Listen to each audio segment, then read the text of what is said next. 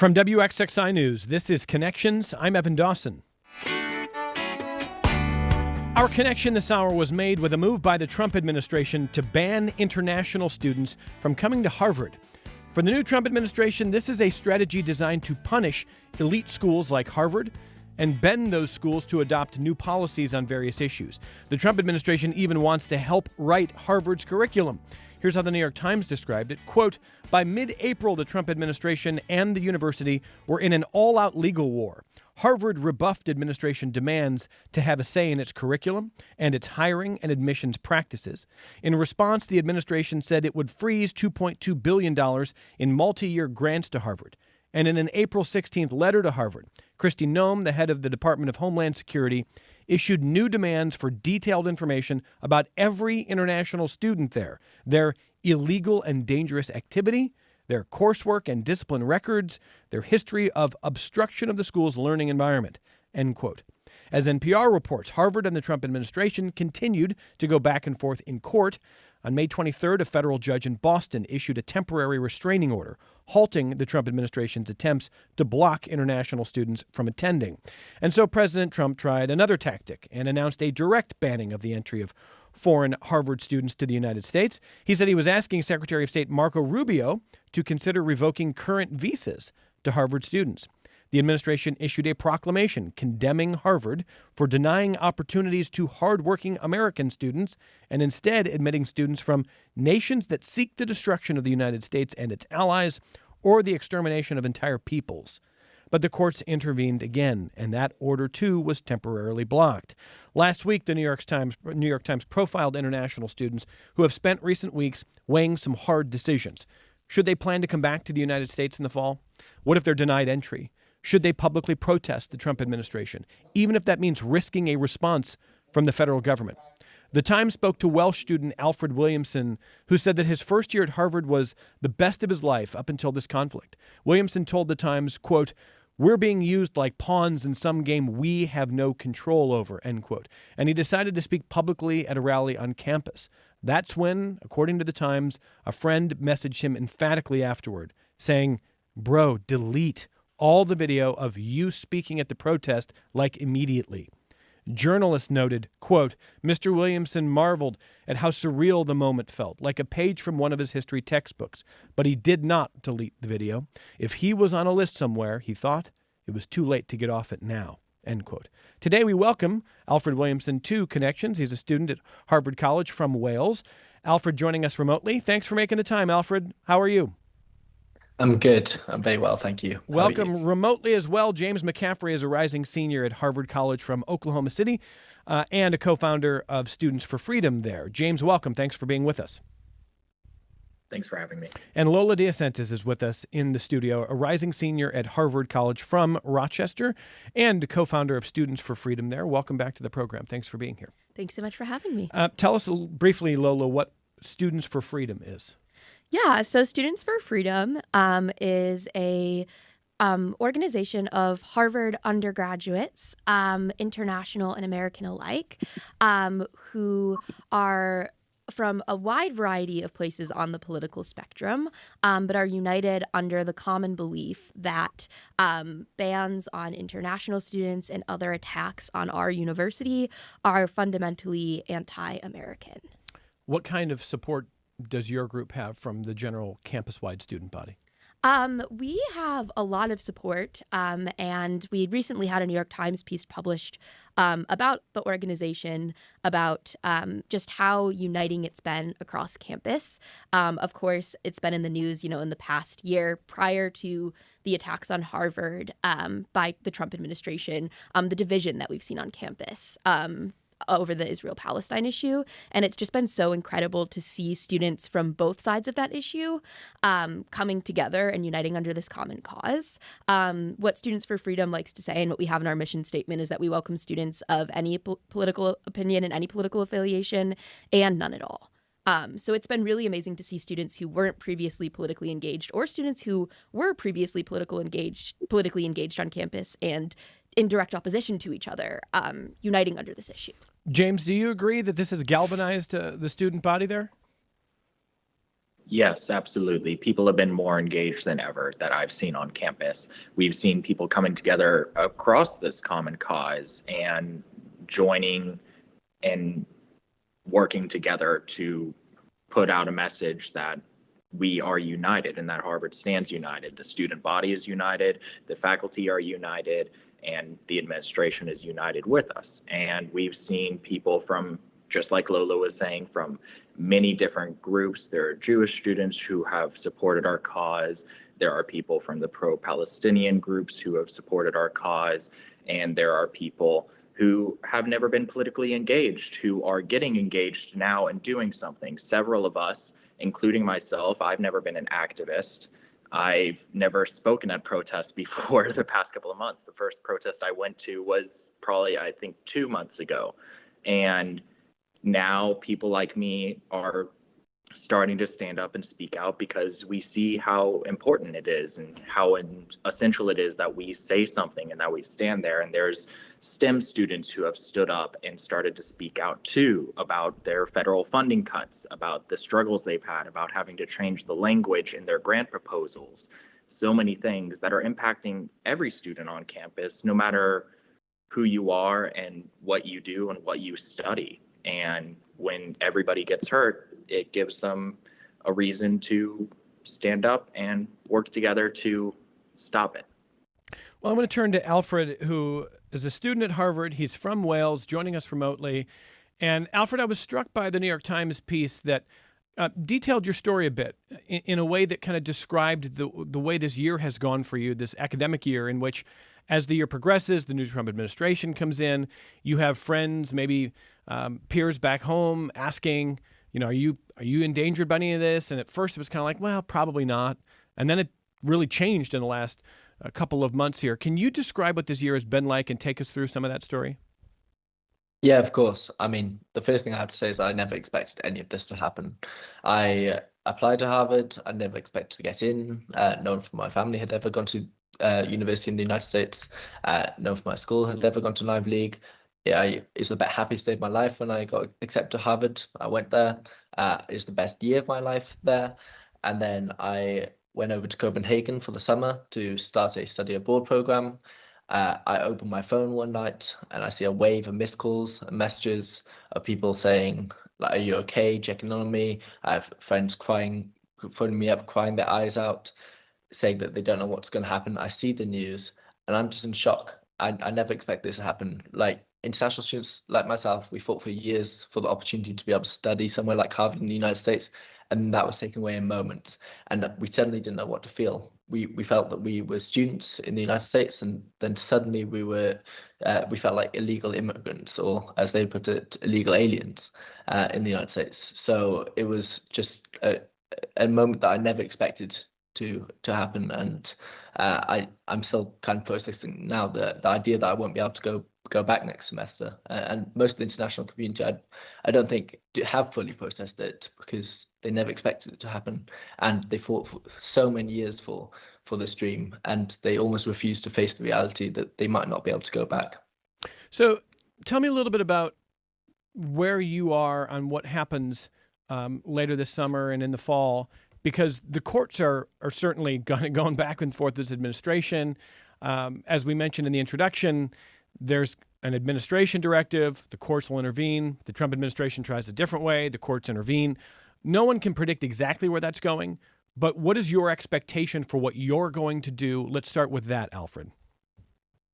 Yeah, I mean, it's exhausting. Like, it goes back and forth, and we don't see an end to it, and that's what's worrying. It's not enough for international students to feel that their spaces at Harvard are guaranteed for the next week or two or next month. We want it for the whole 4 years, and right now we don't have that kind of reassurance. Personally, transferring to another university has crossed my mind. It's crossed the minds of many other international students as well. However, I have to put it out there, all the transfer deadlines and application deadlines have passed. There's no official or formal way to actually transfer to another university now. So right now it feels like either we're going to go to Harvard next semester or we go nowhere. And that's a really scary prospect for a lot of people. So right now, and there might be informal ways of going to another university, but I don't think anyone really wants to accept that as a possibility. As I said, international students have fought for years for the opportunity to be able to study somewhere like Harvard. For many people in other countries, it's almost their way out, it's their family's way out, and right now that might be taken away, and they don't want to give up on that opportunity unless they are forced to. And also, it's not financially, it might not be an option for many internationals. The majority of international students at Harvard are on financial aid, and it's far cheaper for them to attend Harvard than other places in the world. So it's not as simple as just going somewhere else. And I also want to ask you a little bit about I think I want to have the self-awareness to ask you what kind of came up in the Times piece, which is there may be this expectation that students like you, a white male European student, are less at risk as an international student than a student from Palestine, a student from somewhere else in the world. But that does not change the fact that, number one, the attempted ban is for all international students. And number two, that you had a lot of pressure on you not to speak at a protest.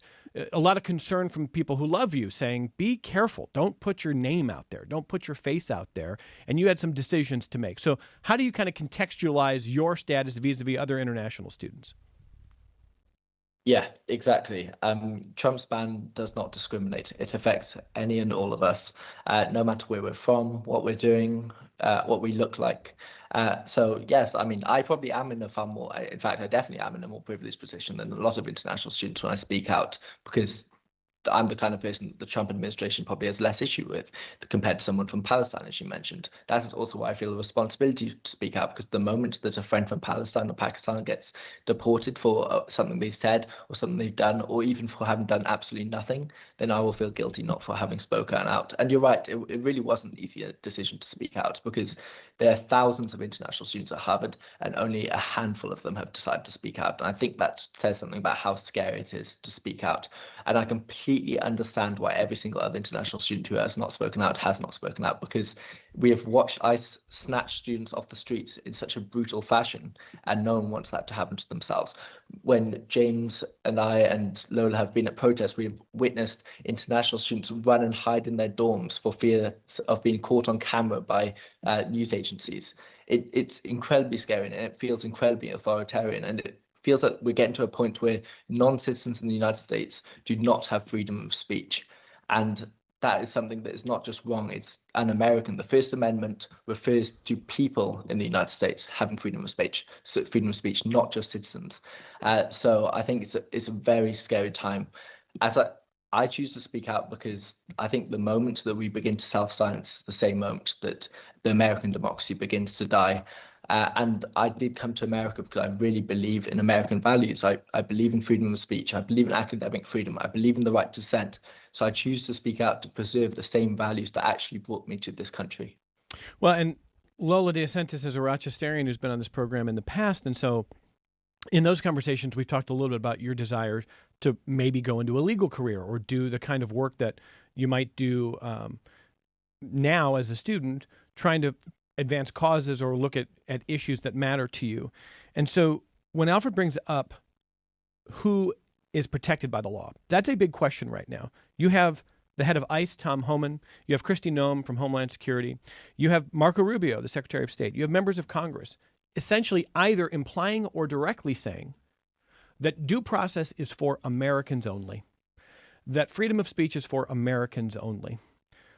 As someone who might go into the law and is looking at these issues, and now you're working with international students and you're seeing what it's like on campus, how does all of that affect you, and what's on your mind there?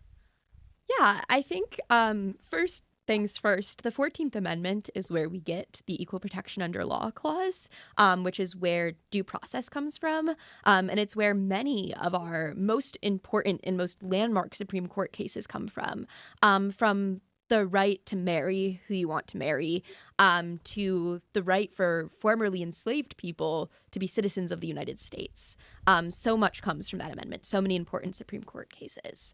I think one thing that's really, really important to note is that the Equal Protection Clause does say exactly what Alfred was saying, which is that it is any persons in the United States must be protected equally under law, regardless of race, color, nationality, Not just citizens. Yes, it's not just citizens, and I think that's really important to note.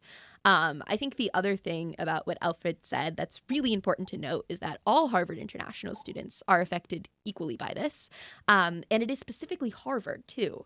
So I think, I mean, I saw a really funny Onion article the other day that said, Nation cannot believe it's on Harvard's side. And that's very true. It's weird to think of Harvard as a victim in this situation. But if we're talking about non-discrimination, one thing that's been repeatedly on my mind is the fact that this is being applied only to Harvard and not to other schools. Is that a form of discrimination under law? I'm not exactly sure. But it is fascinating to think about that. Yeah, there are a number of political conservatives who have been critics of Harvard over the years, who have written about the need to defend Harvard. And granted, many of them, David French, many others, are not fans of the Trump administration. But in some ways, this issue has brought strange political bedfellows together here. Do you see it that way?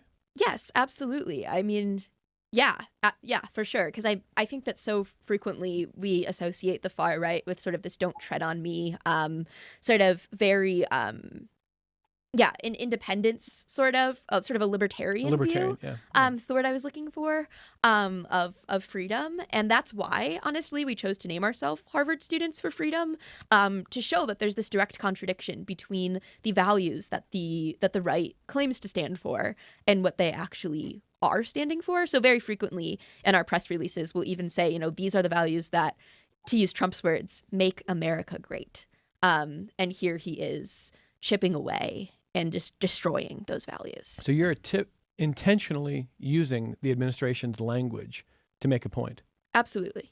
Yeah. So let me read a couple pieces of feedback, and I'm going to start with James. I want to ask all of you about some of these points that some in our audience are making. First of all, watching on the YouTube chat, in the comments there, Sydney says, I think if I were an English-speaking student anywhere in the world, I would apply to a university in the UK instead of the United States right now. And Sydney's saying that what is happening is going to affect the way students around the world view the idea of not just going to Harvard, but going to school in the United States. That is Sydney's view. But let me get Tim's email. Tim sent us a note for the program and said, isn't the number of foreign students at Harvard going through the roof? Don't we want more Americans to take those spots anyway? Tim, I looked up some of the data. The Associated Press reports that in the mid-1990s, foreign-born students at Harvard made up 11% of the student body. That number has more than doubled to 26% now. That sound about right to you, by the way, Lola? Those Yes, numbers? Okay. yes. So it's just over a quarter of students at Harvard are foreign-born, as opposed to just over 10% a generation plus ago. And Tim is saying, maybe Trump's right. Don't we want more American-born students? And I'm going to start with James McCaffrey, a rising senior at Harvard and a co-founder of Students for Freedom. What would you say to Tim? And frankly, what do you make of Sydney's point, James, that there's a concern that foreign-born students will start to think otherwise about going to the United States for school?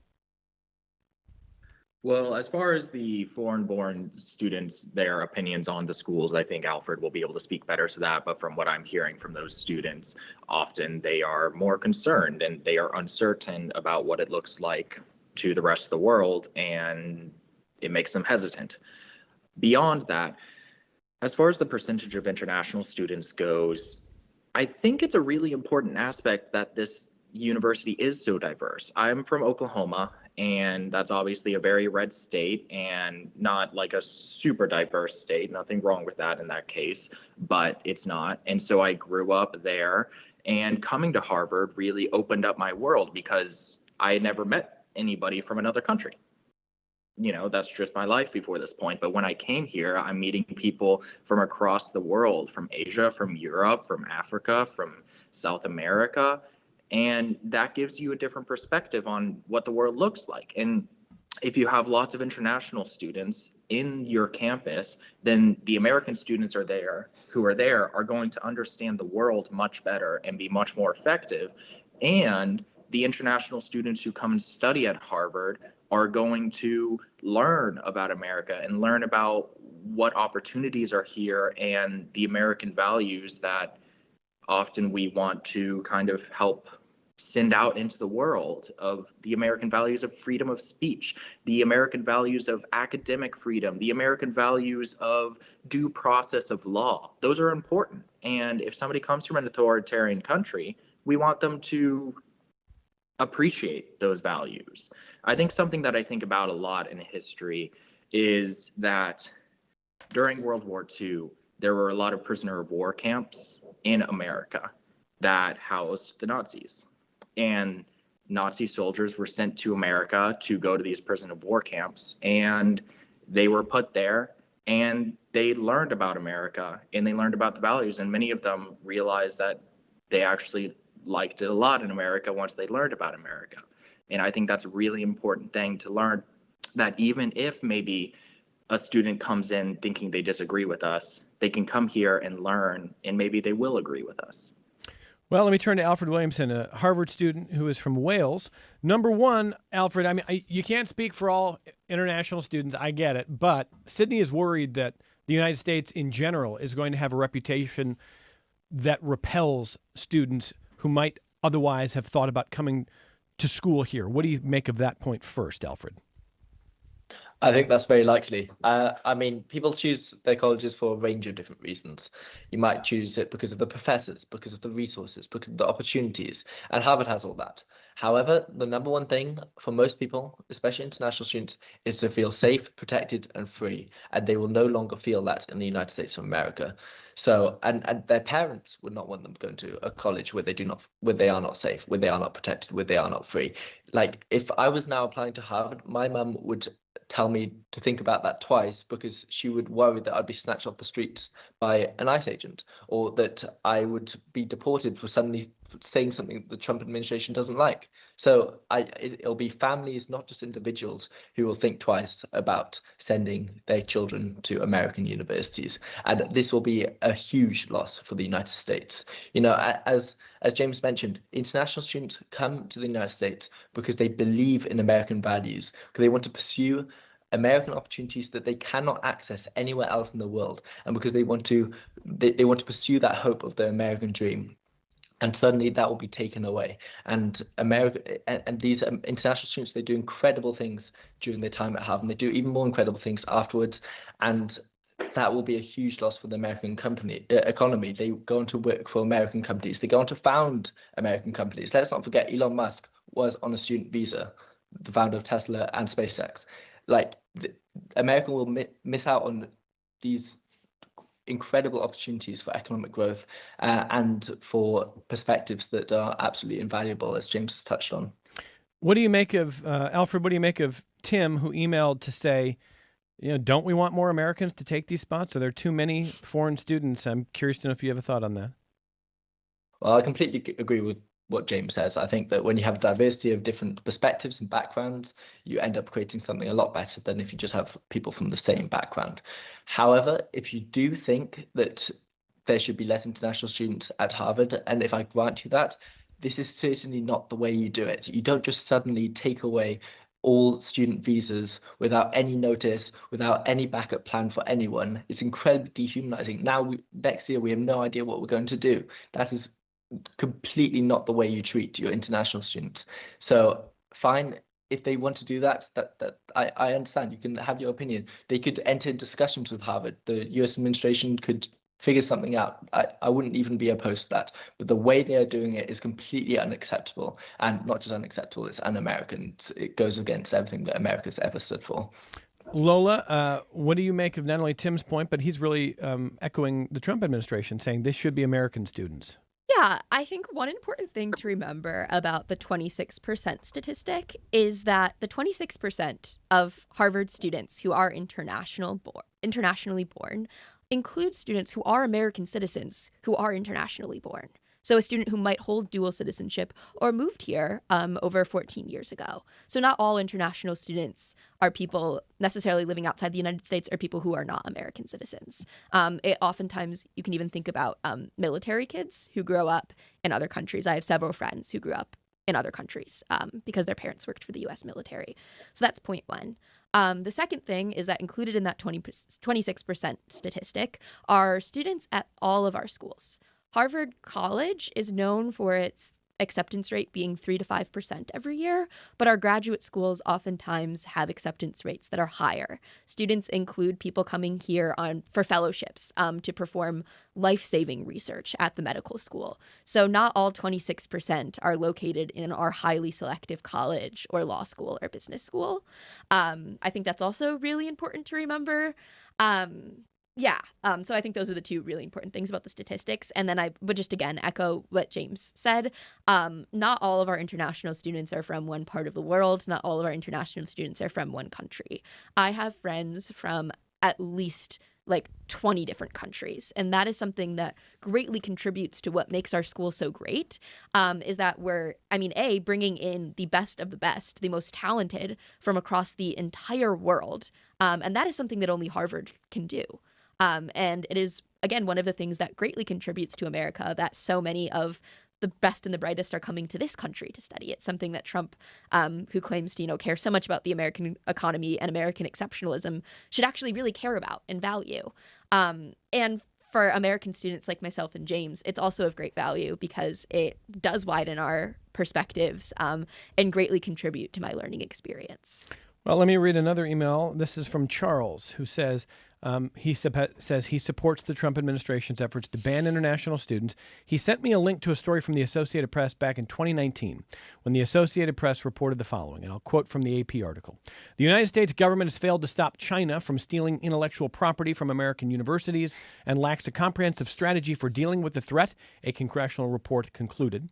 The report says the FBI should be more effective and consistent in warning colleges and universities about the threat of Chinese economic and industrial espionage. It also says agencies that award research grants or provide visas for scientists don't do enough to monitor or track the recipients, and says universities themselves must do a better job identifying foreign funding sources and conflicts of interest on their campus, end quote. So Charles, the emailer, says to me, he says, I feel this right here is an excellent reason for the international student ban. We know this is happening. It's not up for debate. It's a fact.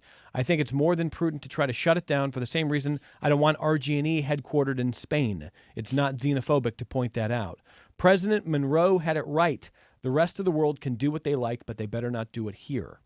That's from Charles. I'll start with you, Lola. What do you say to that? I would like to say again that Harvard's application process is incredibly, incredibly selective. And I think that I personally, as a student, am not part of the admissions office. So I obviously can't speak to their processes, but I would imagine that a school that's as selective as Harvard has extensive screening processes. I couldn't speak to that, but I'm sure the Harvard admissions office looks extensively into backgrounds. Yeah, and Charles, if you want to follow up here, I can't speak to what China is doing in terms of stealing intellectual property. I'm sure there's advanced operations going in a lot of different directions all around the world in that. I can tell you that that's not what the Trump administration is talking about here. They're talking about wanting to write Harvard's curriculum, control who they hire and fire, and control how students protest or what they say about hot issues. And we're going to talk more about charges of anti-Semitism coming up here, because I know some of you have asked about that. But that's what the Trump administration is talking about. And even if you are concerned about China stealing intellectual property, the decision is just to say no international students come to the United States. That's it. And Trump's letter to us actually had nothing about Chinese intellectual property. No, it was pages long, and he only banned international students because Harvard said we're not accepting this. So it wasn't his original. Yeah, no, it wasn't the reasoning, but I'm a little confused by Charles saying, well, back in 2019 they were worried about this, so therefore, how about no international students in the United States?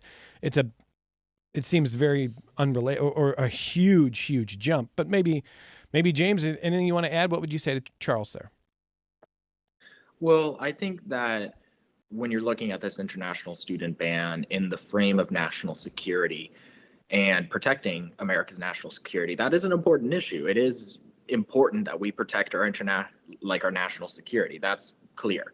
But if you're actually trying to protect your national security, wouldn't you be targeting your efforts? Wouldn't you be, okay, maybe if you're concerned about the overall espionage across the nation from international students, shouldn't there be just a system of screening for that, such as a legal immigration process that we have, that we work through? that we already have developed. You can improve that system to screen for these things. But just targeting Harvard doesn't make any sense. Just targeting every single international student doesn't make any sense, because it's just looking at one small group of students that isn't really going to actually protect national security. Well, as we go to our only break of the hour, here's what we're going to do. I've got more of your emails. We're going to talk about allegations of out-of-control protest, anti-Semitism on campus, that kind of, because the Trump administration has talked a lot about that and their reasoning for the international student ban, attempted ban at Harvard, which is what we're talking about this hour. MJ writes to say, Evan, I'm a semi-retired professor in the Graduate School of Education and Human Development at the University of Rochester. The influx of international students over the past 15 years or so has enabled American higher education to survive. Structural costs have become so high, and federal and state governments have reduced their support for higher ed. Not only do international students bring diversity, new ideas, fascinating cultures, but they also provide the financial support that we need. American higher education is known around the world for its excellence. This will be dramatically challenged if we cannot continue to bring international students here. That is from MJ. We're talking to 3 Harvard students. Lola DeSantis is a rising senior at Harvard. She is from Rochester, and she's co-founder of Students for Freedom on Harvard campus. So is James McCaffrey. He's a rising senior at Harvard, joining us remotely. Alfred Williamson is a student at Harvard from Wales, who is also joining us remotely. And we're coming right back with more of your feedback on the other side of this only break. Support for your public radio station comes from our members and from Bob Johnson Auto Group, proud supporter of Connections with Evan Dawson. Believing an informed public makes for a stronger community. BobJohnsonAutoGroup.com. This is Connections. I'm Evan Dawson. Dallas writes to say, on the subject of safety, I can picture Jewish students asking for the same thing at Ivy League schools. They want more safety on campus. And he wants to know if the students have experienced a culture of anti-Semitism there. I want to read a little bit more before I kick it to the students, and they'll have plenty to say on this. But the New York Times touched on this in their reporting last week on this. So first of all, they referenced Harvard's own work looking at issues related to possible anti-Semitism on campus.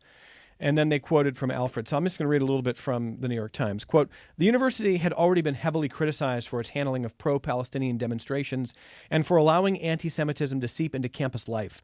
Harvard's own task force on anti-Semitism detailed in a report the bias, suspicion, intimidation, alienation, shunning, contempt, and sometimes effective exclusion that Jewish students had suffered, end quote. And then the Times goes back to Alfred's story, a student from Wales, and says the following, quote, Mr. Williamson could see that change at Harvard was needed. Some of his best friends at school were Jewish, he said, and had experienced anti-Semitism. Some had told him they did not feel safe on campus. He agreed, too, that more effort was needed to open campus dialogue to more diverse viewpoints. But he said he did not believe that the Trump administration's tactics were motivated by actual concern for Jewish students. Instead, he said, the government seemed set on undermining academic freedom, end quote. So, Alfred, I'm going to start with you. There's a lot there. I want you to describe what you've experienced on campus and how you see this question of that the administration is raising, that if Harvard won't do X or Y, then we will ban international students because it's become a roiling cauldron of anti-Semitism. What do you see there, Alfred?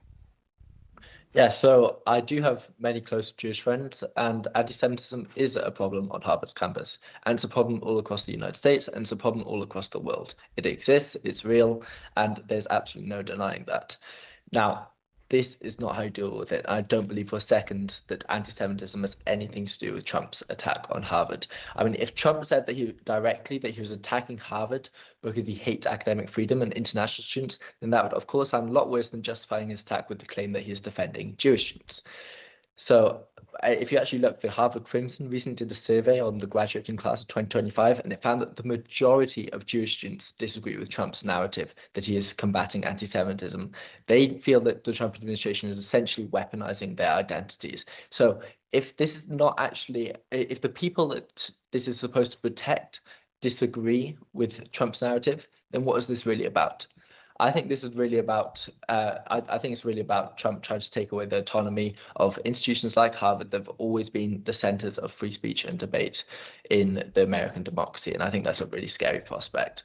And let's just grant that they do actually care about anti-Semitism, the Trump administration is really trying to combat anti-Semitism, then why are they attacking all international students? Why are they taking away the student visas of all international students? That has nothing to do with it. They're simply trying to punish Harvard and punish international students for attending an institution that refuses to bow down to the administration's demands. Like there's nothing to show that international students are more involved in pro-Palestine protests, that they are more involved in anti-Semitism at Harvard. It's a completely unrelated matter. So I think that demonstrates that this was never really to do with anti-Semitism in the first place. Well, let me ask James McCaffrey, rising senior, about that. Go ahead, James. Yeah, I agree with everything that Alfred said. In addition to that, there's a lot of weird kind of antithetical things going on. For example, there was a statement that was passed around for Jewish students to sign, and over 100 students signed that statement, essentially saying that anti-Semitism on campus is real and is a problem, but what President Trump is doing to our campus is actually hurting us. And many Jewish students signed that statement, but other Jewish students, domestic Jewish students, not just international Jewish students, didn't sign it because they felt fear, because they were afraid to sign a public statement to put out their opinion. If this is really protecting Jewish students, shouldn't they feel no fear to sign a statement that says that they disagree with this administration on what they're doing to our campus? In addition to that, you have the just flat out ban of international students. I mean, that includes students from Israel, Jewish students from Israel. Like, you're not protecting those students. In fact, you're drastically changing their life. How does that make any sense on protecting Jewish students on campus? It doesn't make sense. And it's just sad to see that a real problem like anti-Semitism, we've seen violence recently, and it's been horrible to see those actions taken. And, we can condemn violence in all terms. We should be focused on solving those problems of real violence and actual anti-Semitism on campus, rather than using anti-Semitism to force some political agenda on a campus that is already trying to solve these problems. Lola, what do you want to add to what the campus climate has been like? Dallas wants to know, are you experiencing a lot of anti-Semitism on campus? Well, I'm not Jewish and I'm not Palestinian, and I'm not Muslim, so I can't exactly speak to that. But what I will say, two more important points to bring up, to just add, is that Harvard Hillel, the Jewish student organization on campus, Center for Jewish Life, has actually spoken out against Trump as well, and they've been intimately involved with the anti-Semitism task force. So to actually oppose what Harvard Hillel has stated, and that just seems kind of funny to me. I think the other important thing to point out is that there is a little bit of confirmation bias happening here, and selectivity bias. The report on anti-Semitism is real, and it details real statistics in real situations and real incidents. What people have failed to bring up in their discussions of hate on Harvard's campus is that there was a report on Islamophobia, anti-Arab bias, and anti-Palestinian bias that was just as long as the anti-Semitism report. And those students are also facing hate on campus. They are also afraid. I have a friend who's from a Muslim country, who I was watching the news one night and I saw that they happened to be in the B-roll footage from Harvard's campus. And I was like, oh my gosh, you're in the B-roll footage, like so excited. And they broke down in tears, terrified, because they are a student from a Muslim country and they feared that just being in a B-roll would be bad for them. Just worried about reprisal? Yeah. So I think, yes, anti-Semitism is real, but Trump is also talking about, in the name of anti-Semitism, specifically banning, all international students, with a focus on students who he has labeled as pro-Hamas, which is really a very Islamophobic dog whistle, because obviously not all pro-Palestine students are pro-Hamas. That's a crazy claim. But to ban students that are Muslim or from Arab countries in the name of stopping anti-Semitism when those students are also facing hate would be as silly as banning pro-Israel students, Zionist students, Jewish students in the name of stopping Islamophobia. It's totally it's a vast generalization that actually feeds into stereotypes. And your colleague on the panel says that there's not a carve out for Israeli students who go to Harvard. Is that yes? You know that to be there's correct? no carve out for Israeli students, and there's no carve out for Jewish students from other countries too. I think we like to think that Jewish students only exist in Israel and the United States, but for example, we've had students who are from Canada who are Jewish who have been involved in Students for Freedom. Jewish students come from all over the world. So even a carve out just for Israeli students wouldn't protect all Jewish students as well.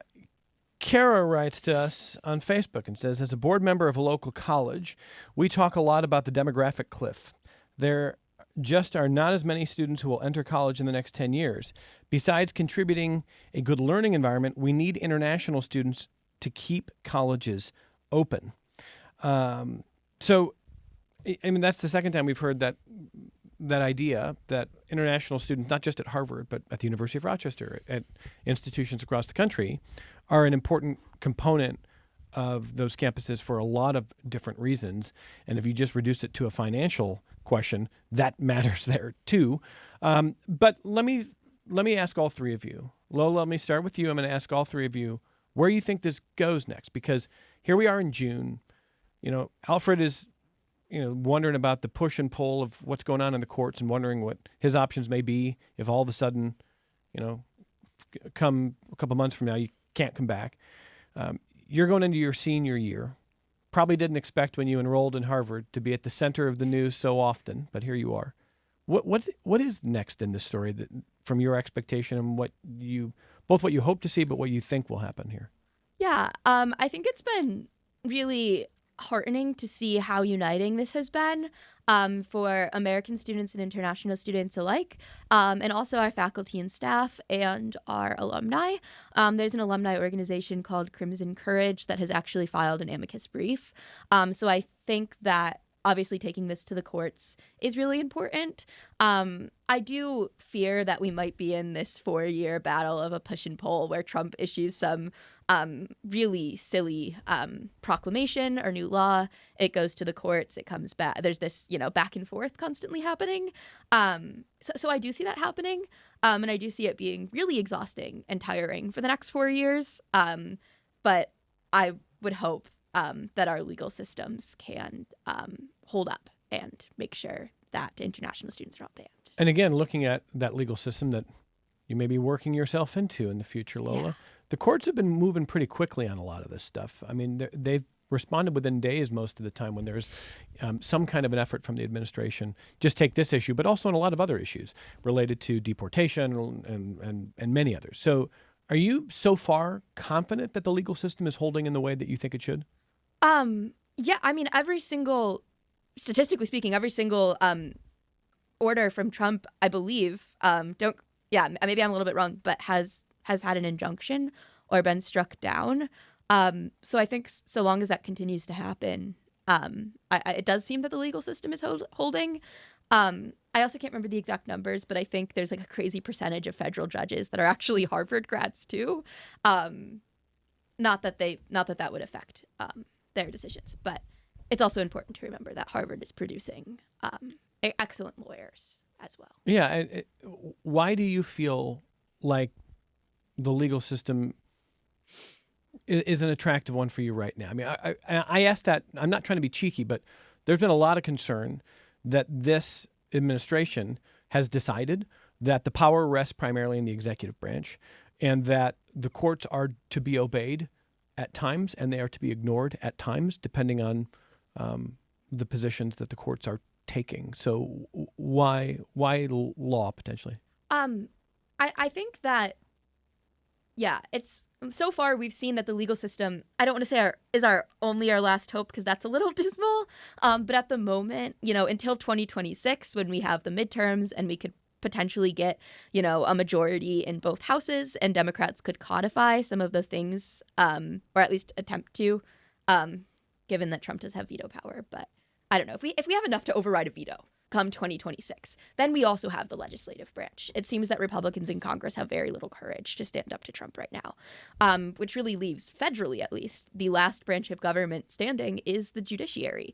I think that there is understandable fear for when things reach the Supreme Court, given that we do see a lot of, obviously there's a super majority of conservative justices, many like Clarence Thomas, who are accepting funding and accepting personal donations to rule in the favor of the far right. But we also have judges, and I can't believe I'd ever be saying this, but like Amy Coney Barrett, who seem to at least have some moral compass that's guiding them to not make decisions that are totally out of line.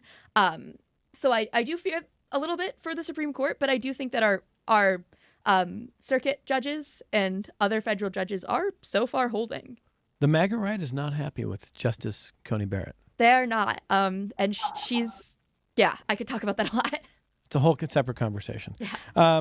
James McCaffrey, where do you expect this to go next? Where do you hope that this is going next? It's not going to get any easier. It's going to keep on getting harder. President Trump is going to continue to probably attack Harvard because this is a matter of retribution. It's not a matter of national security. It's not a matter of protecting students from anti-Semitism. It is a matter that Harvard stood up and said no, and he doesn't like that. And he's a petty man in many ways and is going to keep on finding ways to try and hurt the university because this is a place that supports academic freedom, that supports freedom of speech, things that he wants to reduce in our country. And he wants to see less speech and less opposition. And what I see coming next is a lot of opposition to what he's doing because he keeps on crossing a line and he keeps on crossing another line. And eventually people are going to get fed up with it. What I see happening is that people are going to come together and realize, okay, we may disagree on issues like abortion. We may disagree on issues like the border. We may disagree on issues like, guns. But we can agree to the simple idea that everybody has a right to freedom of speech, to the simple idea that everybody has a right to due process, even if you're not a citizen of this country, and realize that those are really founding ideas. And President Trump is pushing against that, but I think there's a lot of Republicans that are being quiet because, I don't know, they should be open about this, but politicians are often not that brave and want to win re-election. And so I see people starting to realize that it's really important that we stand up for those core values. You can disagree on a lot of stuff, but you have to recognize the fact that the Constitution is a very important document, that law is very important, and that we're not just going to throw that in the trash as Americans. And that's going to be part of what makes America a great place to be, is that we can fight this and push back on this and make sure that our country continues to uphold the American dream, even if we had some struggles at some time. Well, Alfred, you're due back at Harvard when? In August, if I am allowed to return. When do you expect to know that you are definitely coming back?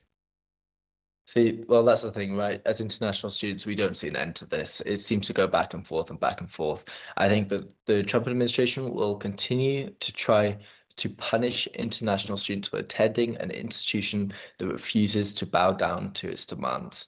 And the Trump administration also wants to attack Harvard because it has the integrity to stand up to those authoritarian demands.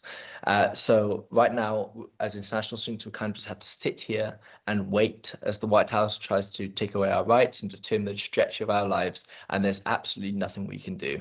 And I think that's a really scary prospect. And of course, like, as I said before, the judge blocking the order was a good thing.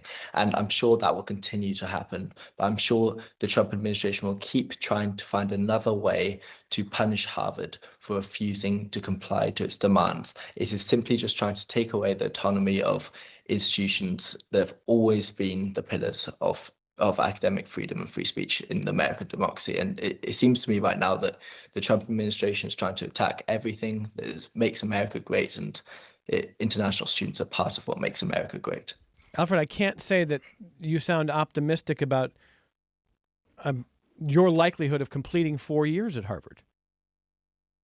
Right now, I don't know. I mean, it's a difficult fight. I think we've only seen the first few steps of a very long journey, because the Trump administration, as we've seen, is relentless. They are willing to violate the Constitution in order to win this fight. And Harvard have told us that they will stand by international students, that Harvard understands that Harvard is not Harvard without its international students, and it's 27% of the student body. So I think both sides have a lot of willingness to fight, and right now I really can't see an end to it. As was mentioned, this might be something that lasts the whole 4 years. Yeah, I certainly plausible. Dallas points out President Trump's approval ratings have been trending back upwards. They're not high at this point, but they were trending hard downward for weeks and weeks and weeks, especially around ostensible Liberation Day with tariffs. And they're moving in a better direction for the White House. So they've stabilized some, at least for the moment, if you want to base anything on that. And the White House feels emboldened, I think, to continue to pursue this. So I don't blame Alfred for the uncertainty, but I want to thank Alfred Williamson for making the time to talk about it, a student at Harvard from Wales, joining us remotely. Alfred, good luck to you. Thank you for joining us today. Thank you. James McCaffrey, a rising senior at Harvard from Oklahoma City, co-founder of Students for Freedom at Harvard. Thank you, James. Nice talking to you. Thank you. Lola DeSantis, a rising senior at Harvard, co-founder of Students for Freedom. I know we'll talk again. Thanks for making time for the program. Thanks for having me. We've got more connections coming up in just a moment.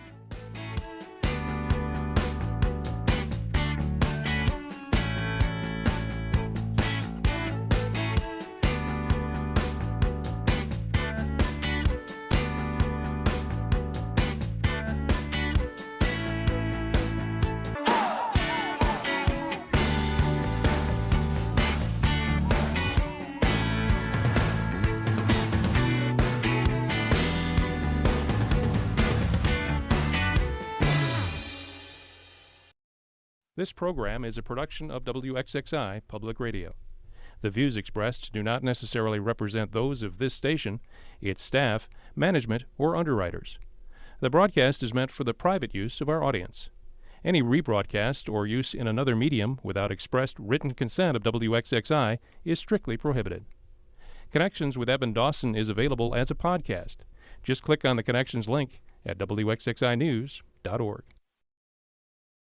Support for your public radio station comes from our members and from Excellus Blue Cross Blue Shield, believing that everyone deserves to be cared for and to live well. Through community investments, partnerships, and education, Excellus Blue Cross Blue Shield is working to address health inequities. More at excellusbcbs.com.